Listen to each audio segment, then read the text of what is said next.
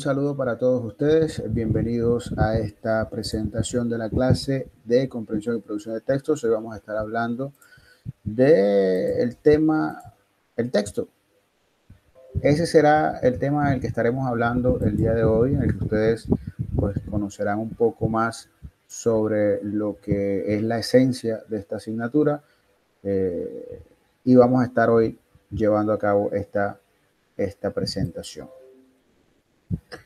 Lo primero que debo mencionarles es la definición. Y un texto puede definirse como una composición de signos codificados en un sistema de escritura, por ejemplo, un alfabeto, que forma una unidad de sentido y su tamaño puede ser variable. Aquí quiero que hagamos un paréntesis y nos olvidemos un poco de cualquier definición de texto que podamos tener antes. ¿Por qué? Porque partamos de lo siguiente.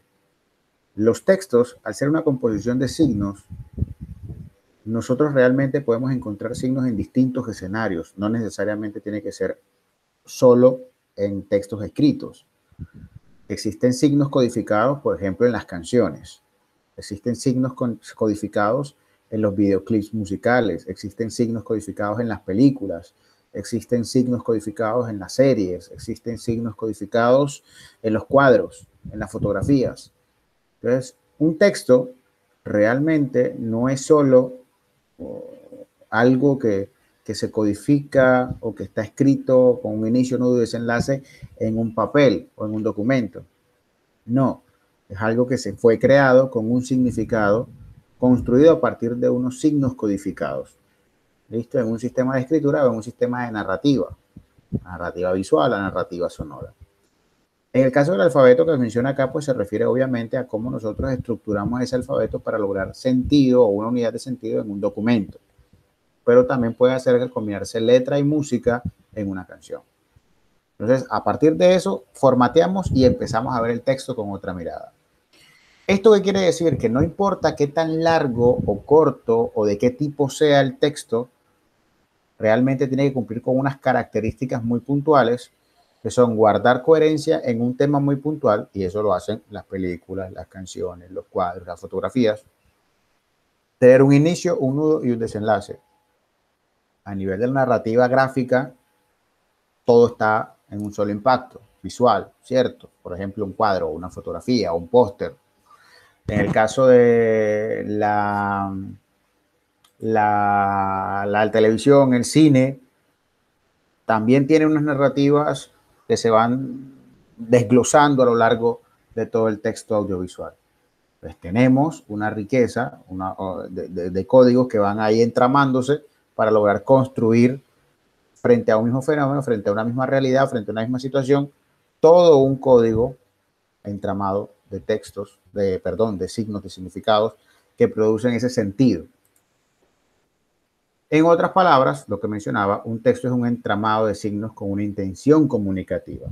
Ah, ¿qué es eso de la intención comunicativa? Bueno, la intención comunicativa es lo que ocurre cuando yo percibo ese texto como espectador. Y es también lo que tiene que pensar el creador de ese texto. Películas, canciones, novelas escritas, cuentos, tienen una intención. A veces son describir algo, opinar sobre algo, criticar algo, conmover. Muchas películas nos conmueven. Y todo eso va generando estas dinámicas propias de la realidad del texto. Ahí se cumple una intención que fue proyectada por el autor del texto y que es percibida y tiene el efecto normalmente en los receptores de ese mensaje. Porque el texto a fin de cuentas es un mensaje que está codificado y que quien lo emite es el autor y quien lo recibe es el receptor y es quien lo decodifica, quien lo interpreta. Algo que es muy importante desde la comprensión. Esta materia trata de eso. Con esto se agrega que el texto quiere decir algo solo en un escenario determinado, el contexto. ¿Sí? En el contexto juegan un papel importante en muchos factores. El tiempo, el espacio, el código común, el código tiene que ser compartido, ¿verdad? Por eso el ejemplo que planteamos aquí en la diapositiva es qué pasa cuando el texto está en japonés. Si no dominamos ese tema, no lo vamos a entender fácilmente. Entonces, El contexto juega un papel determinante porque es el que nos da ciertas características que permiten que eso sea entendido en ese único escenario. Ahora, hay otras características que se dan dentro del contexto, ¿verdad? Que hacen que sea de interés, sobre todo cuando es un texto abierto. ¿Qué es un texto abierto? Aquel que va a un público infinito, no a un único receptor. Por ejemplo, una telenovela, no para un público general. Entonces hay que generar sensaciones de contexto a partir de la proximidad o de la afinidad. La proximidad, ¿qué es? Puede ser física, ¿verdad? Una novela con una historia o una narrativa colombiana nos va a interesar mucho más a nosotros que a los que vivan en otro país. Y por afinidad se da cuando a mí me interesa ese tema que trata en la novela, por ejemplo. ¿Por qué las llamadas narconovelas tienen éxito en Colombia? Porque es que, aunque hayan ocurrido sus historias reales hace muchos años, nosotros somos próximos en distancia a los eventos. Y en el resto del mundo hay un interés, una afinidad por conocer ese tema, de cómo se desarrolló aquí en Colombia. En esa época no había internet, ahora sí lo hay. Eso permite conocer, dejar la duda y aprovechar para los productores ese escenario, esa necesidad de conocimiento que todos quieren aprovechar. Entonces, hay muchas formas de dar o tener contexto y esas que les acabo de mencionar son algunas de ellas. Cuando ya nosotros queremos ver los textos desde una mirada teórica, tenemos que remitirnos al señor Teun Van Dijk.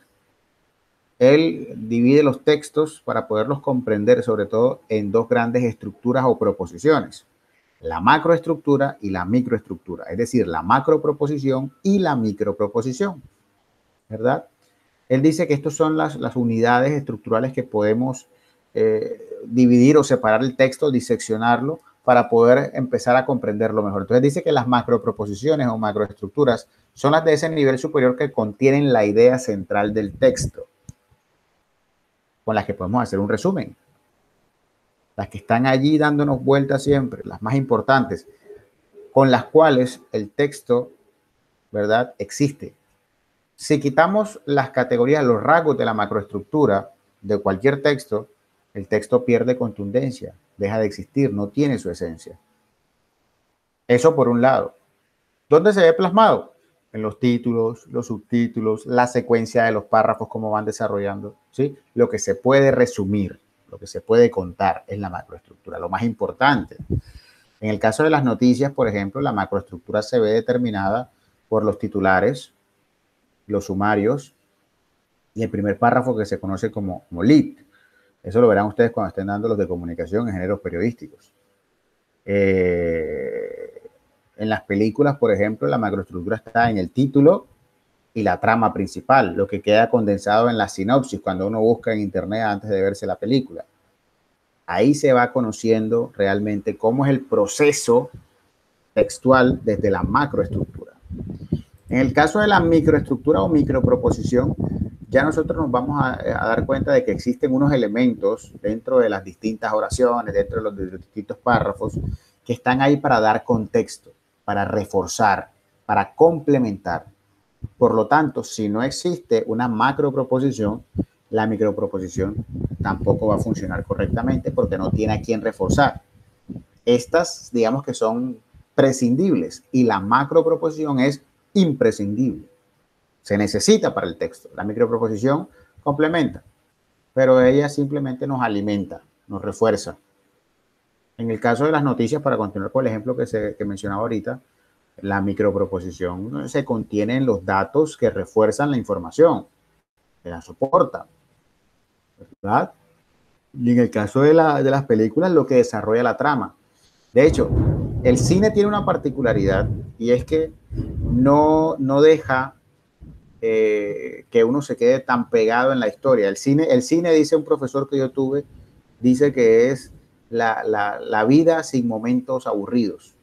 La vida real sin momentos aburridos son las historias del cine. Imagínense ustedes una película, ¿verdad?, sobre la vida de cada uno de ustedes y cuenta el momento en que usted está en una fiesta, en una discoteca, de pronto.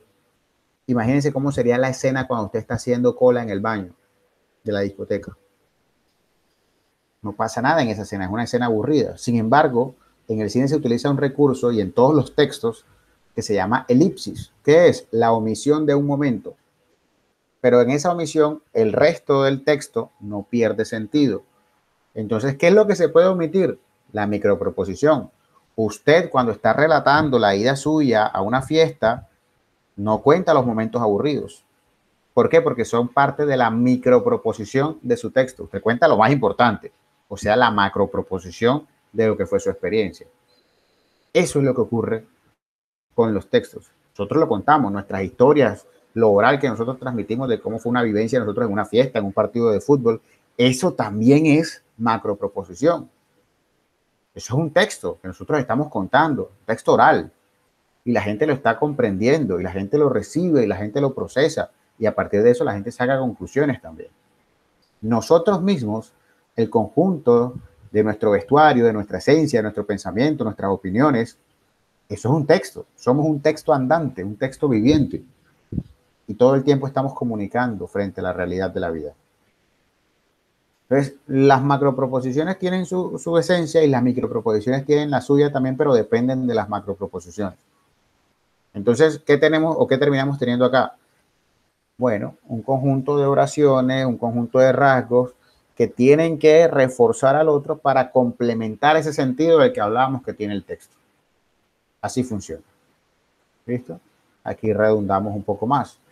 En la macroestructura está la esencia, lo más importante. En la microestructura están los detalles que hacen que el texto sea más fácil de leer y de entender. Es decir, lo que nos suaviza ese condensado que está ya involucrado en la macroproposición.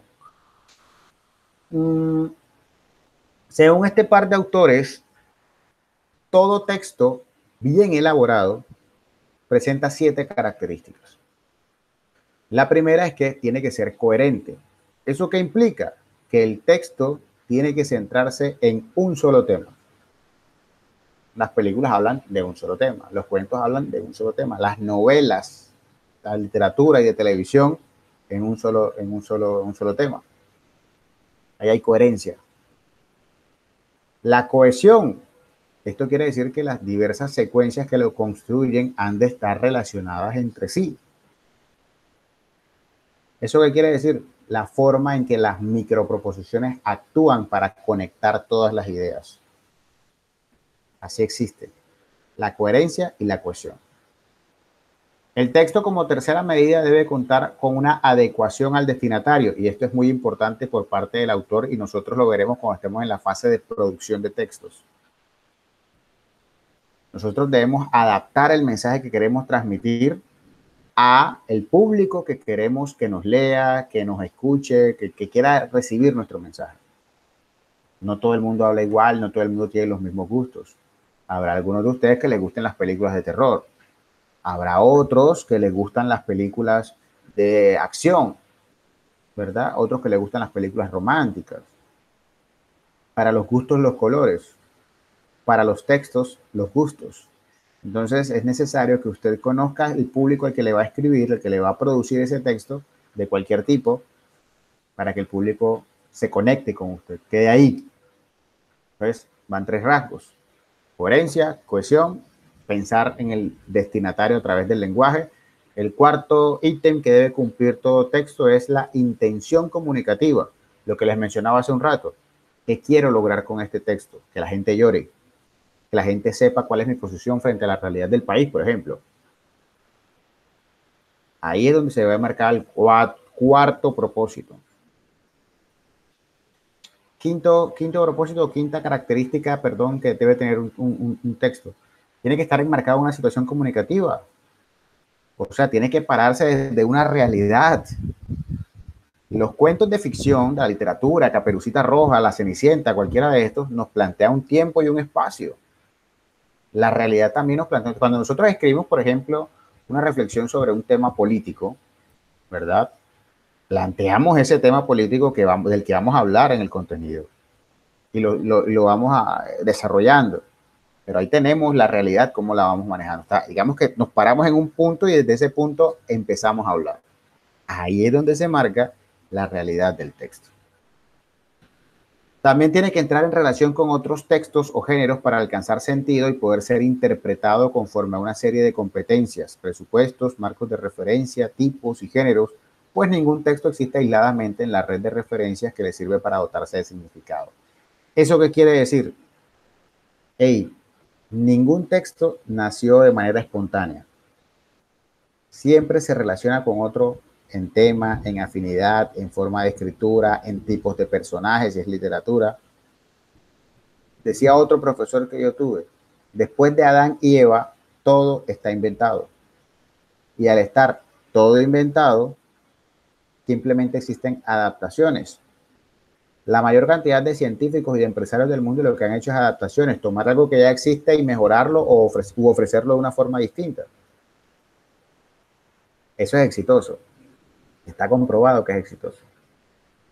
Entonces, todos los textos se relacionan. Es más, si no se relacionan directamente, nosotros como seres humanos pensantes, en nuestra faceta de comprensión lectora, somos capaces de asociarlo con las realidades. Y a veces nos hacemos preguntas, ¿verdad?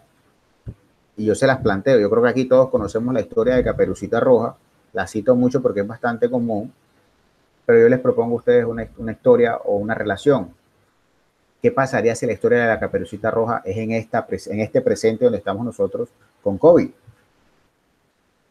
¿Cómo sería esa Caperucita Roja con COVID? O en la época del COVID. De entrada, se cae la historia. Hay que formarla por completo distinta. ¿Por qué? Hombre, porque no puede salir de su casa. Caperucita no puede ir a la casa de la abuelita.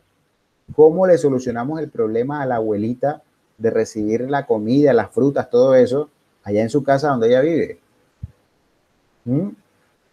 El lobo es un potencial contagiante del virus.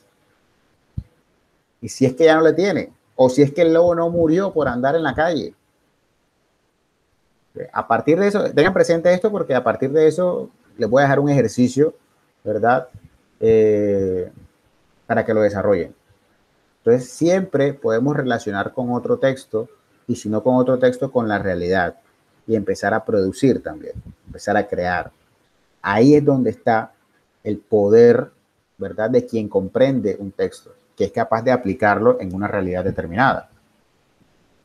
Eso es lo que en el fondo mide el ICFES a través de las pruebas saber, tanto en saber de primaria como el saber de 11, como el saber de ustedes se enfrentarán aquí en la CUN a 3 pruebas saber, 2 veces técnico y tecnólogo, una de técnico y una de tecnólogo, y el saber pro, que es la del último nivel, la del nivel profesional. Lo que tienen que hacer 3 veces, enfrentarse al ICFES 3 veces aquí en la CUN, una por cada nivel de formación. Pero eso les tocará en su momento. Entonces, el texto debe entrar en relación con otros textos también para poderse desarrollar.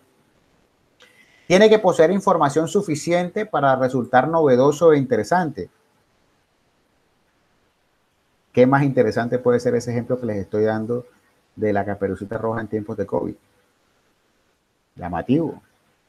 Así pues, en definitiva, un texto debe ser coherente, cohesionado, comprensible para un lector ideal, intencionado, enmarcado en una situación comunicativa e inmerso en otros textos o géneros para alcanzar sentido. A este pedacito, cójanle captura de pantalla si quieren, ese segundo párrafo, porque les sopla lo que les voy a mandar a hacer dentro de un rato. Listo, eso tiene que alcanzar un sentido, igualmente debe poseer información en grado suficiente para resultar novedoso e interesante. Ahí tenemos nosotros esa realidad del texto, de cómo es un texto desarrollado. Finalmente están los tipos de texto. Entonces, existen los textos narrativos, descriptivos, argumentativos, explicativos, expositivos, informativos, formales, informales, académicos, científicos, etcétera, etcétera, etcétera. Pero todo a partir de que se han agrupado por unas características predominantes. No quiere decir que un texto narrativo no pueda tener descripciones. Claro que las tiene en su momento. Es más, los textos argumentativos por momentos pueden narrar. Pero hay una categoría principal a partir de ¿qué? De la intención que tiene, la intención comunicativa.